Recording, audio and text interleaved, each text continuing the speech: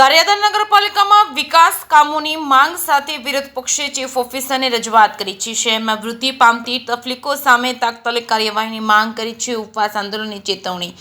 ગારિયાધાર શહેરમાં રસ્તાઓની ખરાબ હાલત, ગટર વ્યવસ્થા, અસપ્તા કામગીરી અને સ્વચ્છતા વિશે અને અનેક મુદ્દાઓથી નાગરિકો પરેશાન છે. ત્યારે શહેરના નગરપાલિકાના સભ્યો, ખાસ કરીને વિરોધ પક્ષ દ્વારા ચીફ ઓફિસર સાથે બેઠક યોજી તાત્કાલિક કામો હાથ ધરવા રજૂઆત કરવામાં આવી હતી. સભ્યોનું કહેવું, શહેરમાં વિવિધ વિસ્તારોમાં રસ્તાઓમાં ખાડા ભરેલા છે તેમજ ગટર ઓવરફ્લો થઈ રહી છે. સફાઈની કામગીરી અનિયમિત સ્તરે છે. આમ છતાં નગરપાલિકા દ્વારા કોઈ ઠોસ પગલાં ભરવામાં આવતા નથી. આગામી દિવસોમાં દિવાળી અને નવું વર્ષ જેવા મોટા તહેવારો આવી રહ્યા છે, ત્યારે લોકો આ પરિસ્થિતિમાં તહેવાર કેવી રીતે ઉજવે અને એવા પ્રશ્નો ઊભા થયા છે. અને વિરોધ પક્ષના સભ્યોએ ચીમકી ઉચ્ચારી છે કે જો ટૂંક સમયમાં વિકાસલક્ષી અને સ્વચ્છતા સંબંધિત કામગીરી શરૂ ન કરવામાં આવે તો ગાંધી ચિંધ્યા માર્ગે ઉપવાસ આંદોલન શરૂ કરશે. જે કે સિંહ ગુજરાતી સાથે અશોક ચૌહાણ, ગારિયાધાર.